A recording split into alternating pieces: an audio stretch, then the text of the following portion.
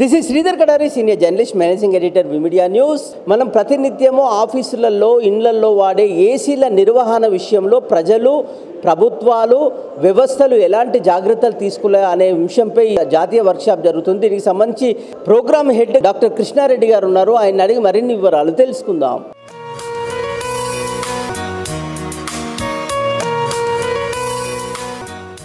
నేను డాక్టర్ కృష్ణారెడ్డి. గత 15 రోజులుగా హైదరాబాద్ నగరంలో HPMP అంటే హైడ్రో ఫ్లోరో క్లోరో కార్బన్స్ నిర్వహణలో అంటే R22ని రిఫ్రిజరెంట్స్ వల్ల వచ్చేటటువంటి ఓజోన్ పొరకి జరిగే నష్టాన్ని ఏ విధంగా అరికట్టాలి అనేది ఇక్కడ హైదరాబాద్లో ఉండే ఏసీ టెక్నీషియన్లకి అరౌండ్ 150 ఏసీ టెక్నీషియన్స్కి మనము ట్రైనింగ్ ఇవ్వటం జరిగింది, లిమిటెడ్ బ్యాచ్తో, మాస్టర్ ట్రైనర్స్తో. సో ఈ ట్రైనింగ్ ద్వారా అందరికీ కూడా బెస్ట్ ప్రాక్టీసెస్ అంటే ఆల్ ద గుడ్ ప్రాక్టీసెస్ని మనం వాళ్ళకి చెప్పడం జరిగింది. So every gram of refrigerant leakage చాలా డ్యామేజ్ అవుతుందని చెప్పడం జరిగింది.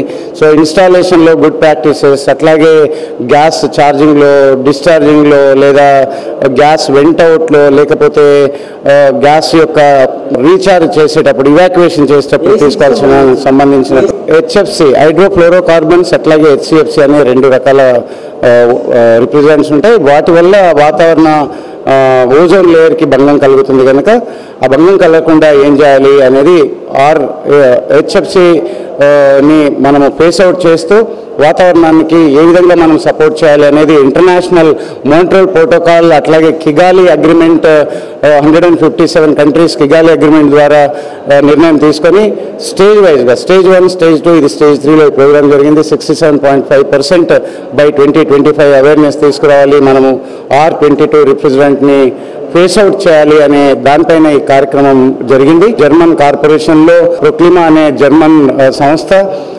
Ministry of forest and environment, government of ఇండియాతో టైఅప్ అయ్యి ప్రోగ్రామ్ చేయడం జరిగింది. సో దీన్ని ఢిల్లీ బేస్డ్ కేర్ ఫౌండేషన్ రిప్రజెంటేటివ్గా నేను ఈ కార్యక్రమాన్ని 2 రాష్ట్రాల్లో తీసుకొని వెళ్ళటం జరుగుతుంది. దానిలో భాగంగా ఫేజ్ 1లో, స్టేజ్ 3 ఫేజ్ 1లో ఈ కార్యక్రమం హైదరాబాద్లో జరిగింది. So that to R&B guest హౌస్లో. So thanks to department for giving this good opportunity. And చాలామంది ఎడ్యుకేట్ అయ్యారు అండ్ తద్వారా చాలా కస్టమర్స్కి సాటిస్ఫై చేసేటటువంటి అవకాశం. సో రిఫ్రిజరెంట్స్ R32 అట్లాగే R290 వాడటం వల్ల వచ్చేటటువంటి లాభాలు, R22 HCFC 22 వల్ల వచ్చేటటువంటి నష్టాలు చెప్పడం జరిగింది. తద్వారా వాళ్ళకి టోటల్లీ థియరీ, ప్రాక్టికల్ ఒక 4 మాస్టర్ ట్రైనర్స్తో ఈ కార్యక్రమం జరపడం జరిగింది. సో ఇది సక్సెస్ఫుల్గా చేయటం జరిగింది.